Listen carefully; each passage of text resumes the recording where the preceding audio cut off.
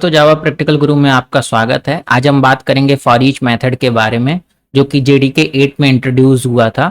अब ये जो फॉर ईच मेथड है, उसके साथ साथ हम उसका प्रैक्टिकल देखेंगे कि कैसे हम कंज्यूमर इंटरफेस का यूज करके और उसको कैसे आइटरेट करते हैं। और दूसरा हम देखेंगे कि लैम्डा एक्सप्रेशन को कैसे हम यूज कर सकते हैं फॉर ईच मेथड के लिए, टू आइटरेट करने के लिए कलेक्शंस की डेटा को।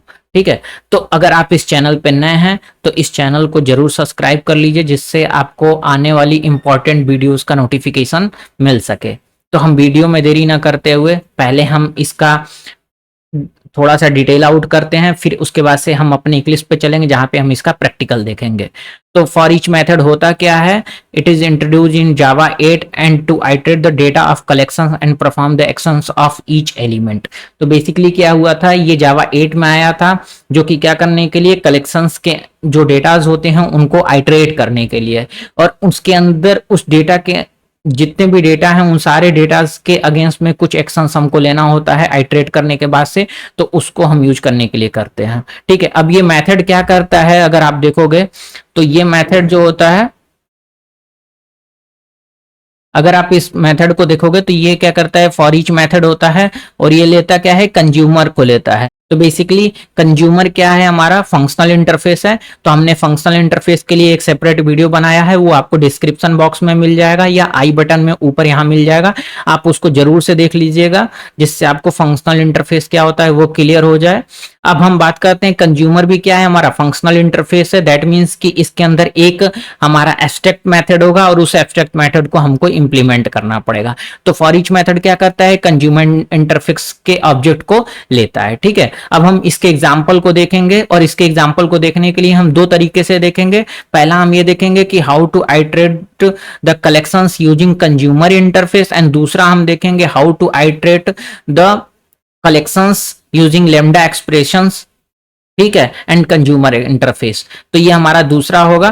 तो हम पहले आज केवल कवर करेंगे how to iterate the collections using consumer interface. तो हम वीडियो में अपने इक्लिप्स में चलते हैं और इक्लिप्स में चल के हम वहां पे देखते हैं। तो हमने क्या किया है कि हमने यहाँ पे एक क्लास बना लिया है, एरे ऑफ लिस्ट को बना लिया है, और ये एरे ऑफ लिस्ट हमारी क्या कर रही है कि इसके अंदर हमारी ये एक एरे ऑफ लिस्ट है, उसको हमने क्या किया, कन्वर्ट करके एक लिस्ट में स्टोर कर लिया है। तो बेसिकली ये हमारी लिस्ट हो गई है। अब ये हम इसको यहाँ पे, ये हमारी लिस्ट हो गई है। अब इस लिस्ट के अंदर हम क्या करते हैं कि कैसे कंज्यूमर इंटरफेस को लेता है। तो हम लिखते हैं लिस्ट डॉट फॉर ईच। तो फॉर ईच के अंदर हम अगर जाएं यहाँ पे, तो ये क्या कर रहा है, कंज्यूमर इंटरफेस के ऑब्जेक्ट को लेता है।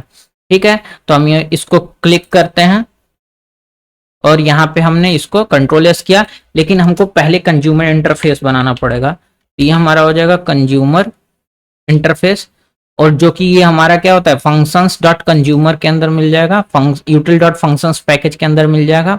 यहाँ पे ये हमारा क्या होगा, एक्चुअली हमारी जो लिस्ट है वो स्ट्रिंग टाइप की है, तो हम इसकी भी टाइप कास्टिंग क्या करते हैं, स्ट्रिंग टाइप में कर लेते हैं। और आप जानते हैं कि कंज्यूमर क्या है, फंक्शनल इंटरफेस है। तो इसके अंदर क्या होगा कि एक सिंगल एब्स्ट्रैक्ट मेथड होगा।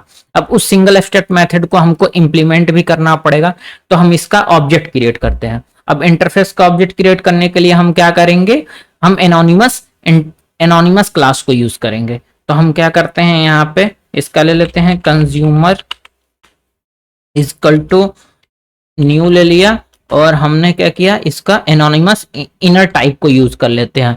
तो हमने जैसे ही कंट्रोल और स्पेस प्रेस किया तो ये आया हमारे पास। अब इसको हम जैसे एंटर करेंगे तो ये हमारा क्या हो गया, डायरेक्टली इसने इस पूरे मेथड को लिख दिया। मतलब ये हमारी क्या हो, एनोनिमस क्लास हो गई हमारी। और ये एनोनिमस क्लास के अंदर हम क्या करेंगे, इस एक्सेप्ट मेथड को ओवरराइड करेंगे। और ये एक्सेप्ट मेथड क्या है, कंज्यूमर इंटरफेस के अंदर है। तो इसको ओवरराइड करते हैं और यहाँ पे हम सिंपली क्या करते हैं, सिस आउट कर लेते हैं, सिस आउट, और हम सिंपली टी की वैल्यू को प्रिंट कर देते हैं। मतलब जो हमारे अंदर ये पैरामीटर आएगा उसकी वैल्यू को डायरेक्ट हम प्रिंट कर देते हैं।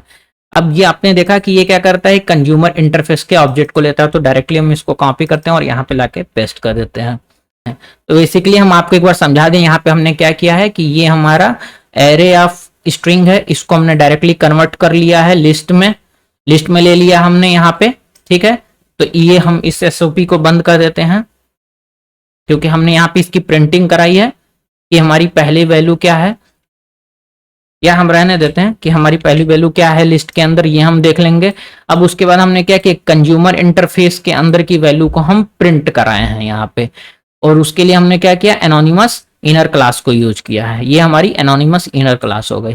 अब हम इसको रन करते हैं। तो जैसे हम इसको रन करते हैं तो हम आप यहाँ पे देखोगे तो ये तो हमारी लिस्ट हो गई, जो कि अंदर हमारी लिस्ट के अंदर वैल्यू क्या है 1 2 3 4 एंड 5 जो हमने यहाँ पे प्रिंट कराई थी। ठीक, उसके बाद हमने क्या किया था, एसओपी कराया था टी को, तो टी की वैल्यू हमारी क्या आ गई 1 2 3 4 5। दैट मीन्स कि कंज्यूमर इंटरफेस का हम यूज करके हम क्या कर सकते हैं कि एक एक वैल्यू को आइटरेट कर सकते हैं। तो बेसिकली आपको फॉर ईच मेथड क्लियर हो गया होगा कि फॉर ईच के अंदर हम क्या करते हैं, कलेक्शंस की वैल्यू को आइटरेट करते हैं और उनके अंदर जितने भी एलिमेंट्स होते हैं उन एलिमेंट्स के अंदर जो एक्शन लेना होता है वो उसको हम ले सकते हैं। तो एक्शन लेने के लिए जैसे हमने यहाँ पे एसओपी किया था, अगर आपको कुछ एक्शंस लेना हो तो यहाँ पे आप अपना लॉजिक लिख सकते हैं। तो इस वीडियो से आपको ये क्लियर हो गया होगा कि फॉर ईच मेथड क्यों जेडीके 8 में आया था। अगर आपको कोई डाउट है तो आप हमें कमेंट बॉक्स में लिख के जरूर बताइए, जिससे हम आपके डाउट को क्लियर कर सकें। इस चैनल को अपना प्यार और सपोर्ट बनाए रखने के लिए इस चैनल को जरूर सब्सक्राइब करें। Thanks for watching.